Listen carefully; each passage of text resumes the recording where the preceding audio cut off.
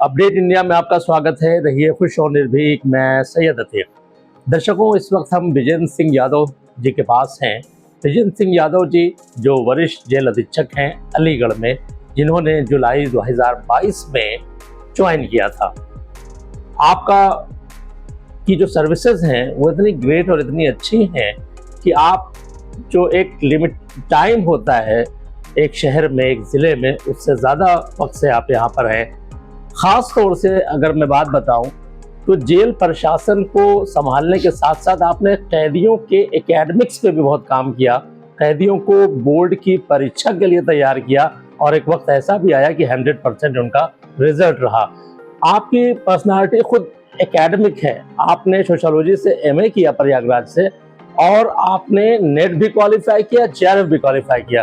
तो विजेंद्र सिंह साहब, आपका अपडेट इंडिया में इस्तकबाल है, स्वागत है।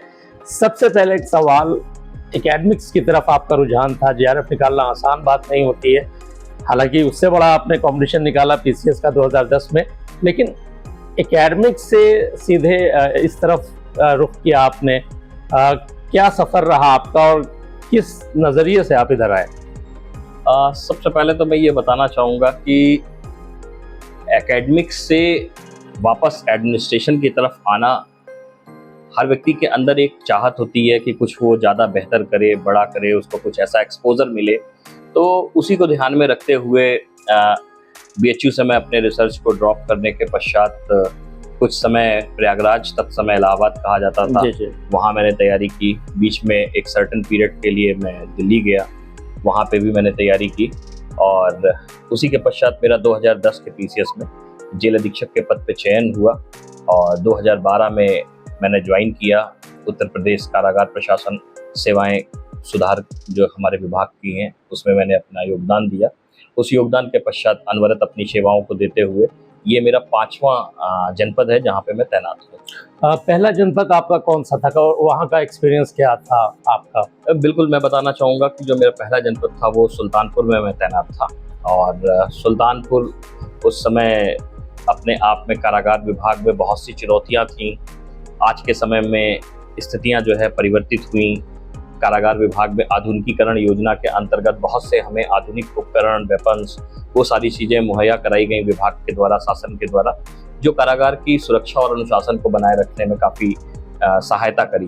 तत्समय वो चुनौतियाँ ज़्यादा ऐसी स्थितियाँ थीं कि आधुनिकीकरण योजना के अंतर्गत हमको वो आधुनिक उपकरण इत्यादि तत्समय अप्राप्त रहें और तत्समय कुछ ऐसे हाई कोर्ट्स के, ऑनरेबल हाई कोर्ट के कुछ साइटेशन थे जो जेल प्रशासन को युक्त रूप से जो है बंदिशों में भी रखे गए थे।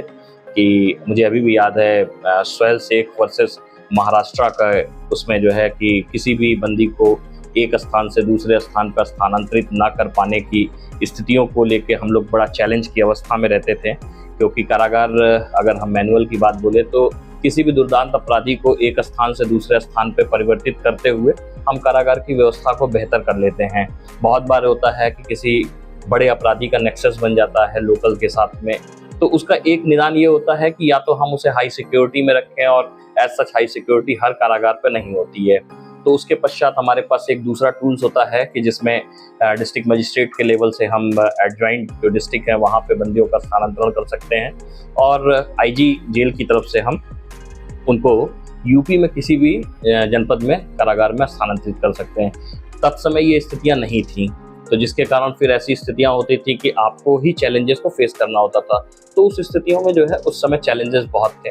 फिर कालांतर में वो सारी चीज़ें जो है यूपी गवर्नमेंट के अपने रिजॉइंडर और केस लड़ने के पश्चात में वो फेवरेबल स्थितियां जो है हाई कोर्ट के द्वारा हम लोगों के पक्ष में दी गई, जिसमें हम अपने जेल मैनुअल में जो प्रोविज़ो है उसको आज की डेट में पालन कर रहे हैं और साथ ही जो है आधुनिकीकरण योजना के अंतर्गत बहुत से आधुनिक उपकरण हमें प्राप्त हुए हैं जिससे हम बेहतर प्रदर्शन कर पा रहे हैं। अच्छा, आमतौर से जो पब्लिक है, आम पब्लिक है जो आपसे मिल नहीं सकती और जेल में उसको यही पता है कि कैदी हैं, खुखार कैदी हैं, उनको बहुत मारा जा रहा, जो भी छोटा मोटा भी जुर्म करके जा रहा उसकी पिटाई बहुत हो रही है। तो आमतौर से मैं सवाल सिर्फ इसलिए कर रहा हूँ कि बहुत सारे कैदी ऐसे भी आते होंगे जो प्रोफेशनल क्रिमिनल नहीं होते होंगे, कुछ ऐसा उन्होंने किया, गुस्सा आ गया, क्राइम हो गया, डेथ हो गई, तो उनके सुधार के लिए क्या कुछ आपने किया और क्या एक्सपीरियंस है आपका? देखिए, सबसे पहले मैं आपको बताना चाहूँगा कि जो अपराधियों की श्रेणियाँ हैं, वो कारागार मैनुअल में बड़े स्पष्ट रूप से उल्लिखित की गई है कि वो हैबिचुअल है या कैजुअल है। हमारे पास 2 तरीके के क्रिमिनल्स आते हैं। जो बार-बार रिपीटेड ऑफेंडर्स होते हैं, तो हम जी। ये मान के चलते हैं कि ये एक तरीके से इसके अंदर सुधार की संभावनाएँ जो है कम हैं, या इसने अपराध को अपना पेशा बना लिया है, तो हम उसे हैबिचुअल कैटेगरी में रखते हुए जो हमारे यहाँ एसओपीज़ निर्धारित हैं, उसमें चाहे वो आइसोलेशन के सेल में रखना, उनको वॉच एंड वार्ड की कंडीशन हमारे लिए एक अलग एसओपी को फॉलो करना। अपार्ट ऑफ दोज थिंग्स, जो सबसे बड़ी चीज़ है कि जो कैजुअल प्रिजनर्स हैं, जो एक्सीडेंटली आ गए या उनसे लॉ ब्रीच हो गया और वो कारागार में आ गए, तो उनके लिए पैरेलली जो है सिर्फ कारागार विभाग, मात्र कारागार विभाग नहीं है, इसका पूरा नाम कारागार विभाग जो है कारागार एवं सुधारात्मक सेवाएं हैं। तो जो हमारा एक तरीके से करेक्शनल सर्विसेज हम कह सकते हैं, बेसिकली हमारा उद्देश्य है। तो हम करेक्शनल सर्विसेज के पॉइंट ऑफ व्यू से बहुत सी ऐसी योजनाएं हैं जो हम निश्चित रूप से उनको उनकी शिक्षा की स्थितियां यहाँ पे पैदा करते हैं। प्राइमरी एजुकेशन से लेके आप स्नातक परास्नातक की परीक्षाओं की स्थितियां यहाँ से आप अभ्यर्थी होके उसमें सम्मिलित हो सकते हैं। इग्नू के बहुत से ऐसे कोर्स हैं जो डिप्लोमा कोर्सेज होते हैं, शैक्षिक, उसमें आप सम्मिलित हो सकते हैं। साथ ही साथ एनजीओ के बहुत से ऐसे, जैसे इंडिया विजन फाउंडेशन हमारे यहाँ से एसोसिएट है।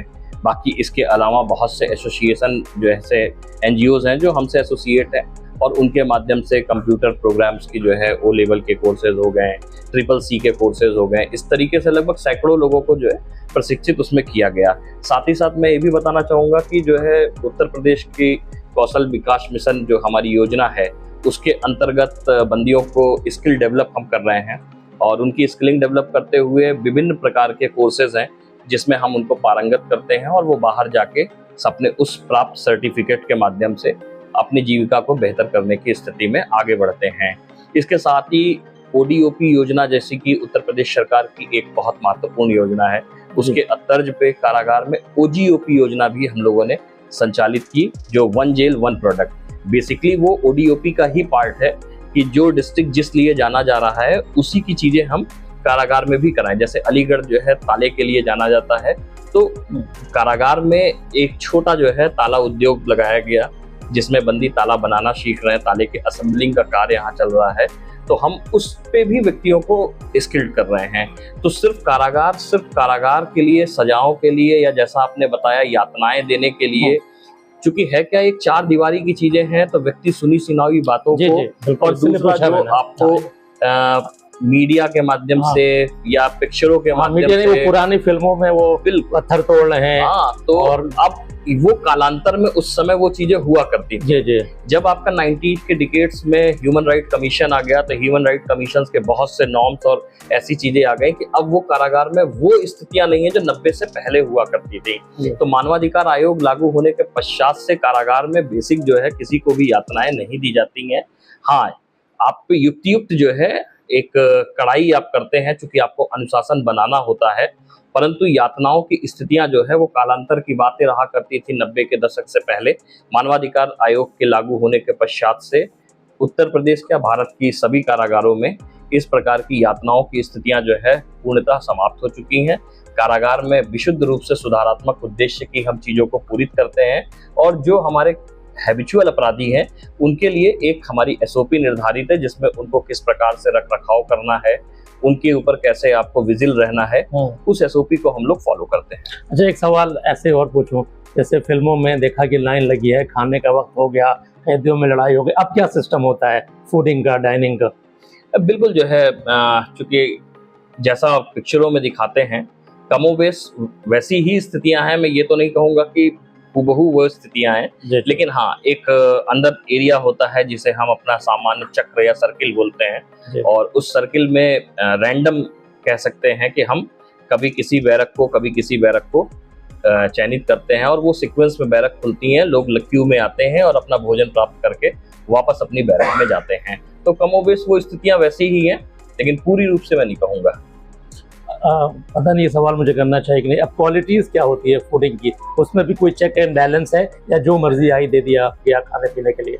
नहीं, क्योंकि मैं आपको बताना चाहूँगा कि खाने की स्थितियाँ बहुत बेहतर हैं, गुणवत्ता उसकी बहुत मानकीकृत हैं और आपके फसाई के लाइसेंस, आईएसओ का प्रमाणपत्र, अच्छा। ये सारी चीज़ें होती हैं। तो मैं आपको बताना चाहूँगा फसाई का लाइसेंस भी है और आईएसओ का प्रमाणपत्र भी जिला कारागार अलीगढ़ में है और उसी के अनुक्रम में जो हमारे यहाँ निर्धारित जेल मैनुअल में प्रिस्क्राइब उनके लिए डाइट है, उस डाइट चार्ट को हम फॉलो करते हैं, जिसका डिमॉन्स्ट्रेशन प्रत्येक बैरक में और किचन में भी है। तो बंदी जितने हैं सारे बंदी उस चीज़ को लेके बहुत जागरूक है कि उनके लिए किस दिन क्या मेन्यू निर्धारित है और किस मात्रा में, वो सारी चीज़ें उनको उपलब्ध कराई जाती हैं। अच्छा, फेस्टिवल्स जो आते हैं मुख्तलिफ रिलीजन्स के, उसमें जेल प्रशासन की तरफ से किस तरह से इन लोगों को एंटरटेन किया जाता है जो जेल में बंद कैदी होते हैं?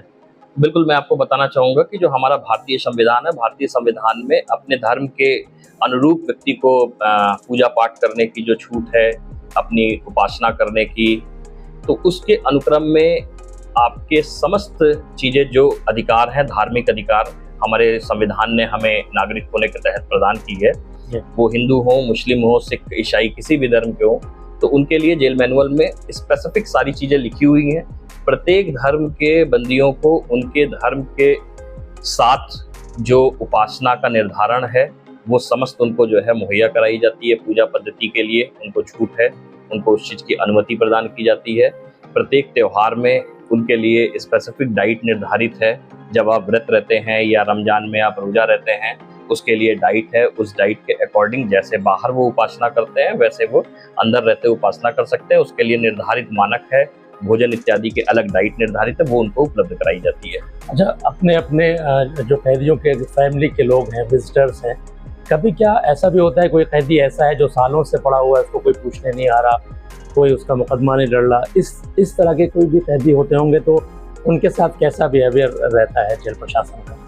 देखिए, बहुत संवेदनशील मुद्दा आपने ये उठाया। इसको अनवरत हम लोग आइडेंटिफाई करते हैं कि ऐसे कितने जो है ये बेसिक हमारे सर्किल ऑफिसर जो डिप्टी जेलर रैंक के होते हैं, उनको ये दायित्व सौंपा गया है कि वो इस चीज़ को आइडेंटिफाई करें। एक रजिस्टर के माध्यम से वो जेलर को अवगत कराते हैं और फिर जो है जेलर सुप्रेंट को अवगत कराते हैं कि ऐसे प्रिजनर हैं जिनकी जो है पिछले 3 माह से या 4 माह से या 6 महीने से इनकी मुलाकात नहीं आई है।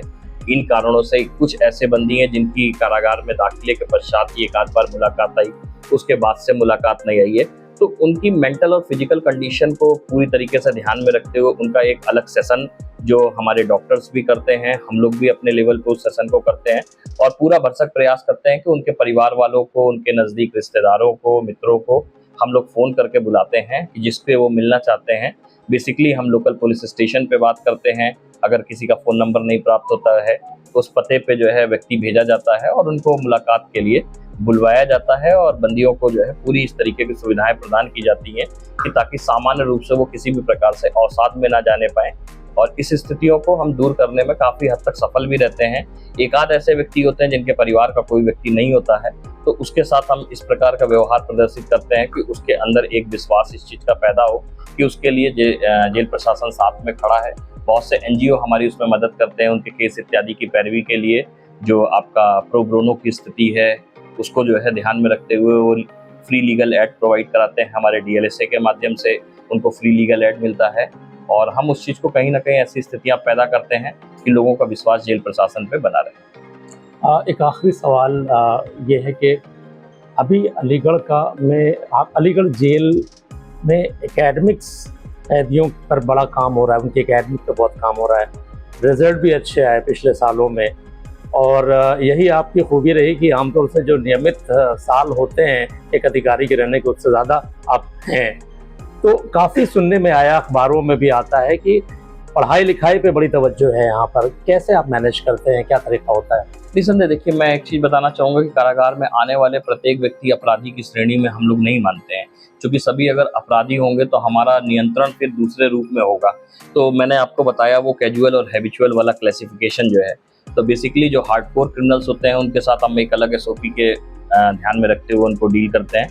बाकी रेस्ट जितने हमारे पास प्रिजनर्स हैं उनकी इच्छा के अनुरूप कि जो पढ़ाई करना चाहते हैं हम उनको पढ़ाई के लिए प्रेरित करते हैं। जो आगे अपना किसी स्किल कोर्स को करना चाहते हैं वो उनको प्रोवाइड कराया जाता है। तो साक्षर ज्ञान से लेके परास्नातक तक के आपके सारे कोर्सेज यहाँ पे उपलब्ध हैं। साथ ही कंप्यूटर के कोर्सेज यहाँ पे अलग से हैं। स्किल जो है हमारे अलग अलग ट्रेड में हम उनको स्किल्ड करते हैं, वो कुछ पर्टिकुलर 3 महीने 6 महीने के कोर्सेज यहाँ पे रेगुलर चलते रहते हैं। तो ये कहीं ना कहीं एक सकारात्मक माहौल पैदा करता है और आने वाले बंदी के अंदर भी एक विश्वास पैदा करता है कि कारागार में जो भी उसका निश्चित समय अपना व्यतीत हो रहा है, वो एक बात अलग है कि उसने अपराध किया है या नहीं किया है, ये माननीय न्यायालय तय करेंगे, लेकिन उसे ये चीज़ होना चाहिए कि उसका समय कारागार में व्यर्थ नहीं जा रहा है।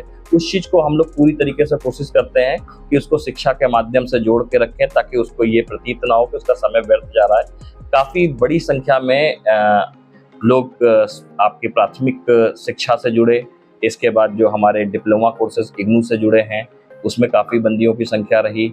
हाई स्कूल इंटर में जो है बंदियों ने प्रतिभाग किया, महिला बंदियों ने प्रतिभाग किया और काफ़ी अच्छे परिणाम उसके आ रहे हैं। तो और ये सब उनके वेलफेयर के लिए होता है, उनके पास पैसा फीस तो होती नहीं है। नहीं, ये सारी चीज़ों की जो है फीस कारागार ही अपने स्तर पे वहन करता है। हमारे पास एक वेलफेयर फंड होता है, तो जो गवर्नमेंट को फीस जाती है उस वेलफेयर फंड से हम लोग उस फीस को अदा करते हैं। बहुत शुक्रिया विजेंद्र साहब हमें से बात करने के लिए। तो दर्शकों, जाहिर है कि देखा आपने कि जो आप पिक्चरों में जेल देखते थे कि यातनाएं बहुत हो रही हैं, सूखी रोटी और पानी जैसी दाल मिल रही है, ऐसा कुछ नहीं होता है। देखिए जेलर भी इतने अच्छे और इतने जो इमोशनल और बहुत ही जिसको हम कह सकते हैं कि लिटरेचर से जुड़े हुए, जो हर क्रिमिनल को इस नज़रिए से नहीं देखते हैं कि वो क्रिमिनल है, बल्कि उसकी यहाँ पर शिक्षा की व्यवस्था, बेहतर खाने की व्यवस्था। तो मैं ये तो नहीं कह सकता कि बड़ी अच्छी जगह आप आइए, आप बिल्कुल मत आइए, आप कोई क्राइम मत कीजिए, लेकिन ये ज़रूर है कि पढ़ लिख के यूथ बड़े अच्छे विजेंद्र सिंह साहब की तरह ऑफिसर बने, ताकि एक पॉजिटिव इमेज पुलिस की, प्रशासन की, जेल की जिस तरह से अभी जा रही है वो जाए। तो बने रहिए हमारे साथ, रहिए खुश और निर्भीक। मैं सैयद अतीक, अपडेट इंडिया, अलीगढ़।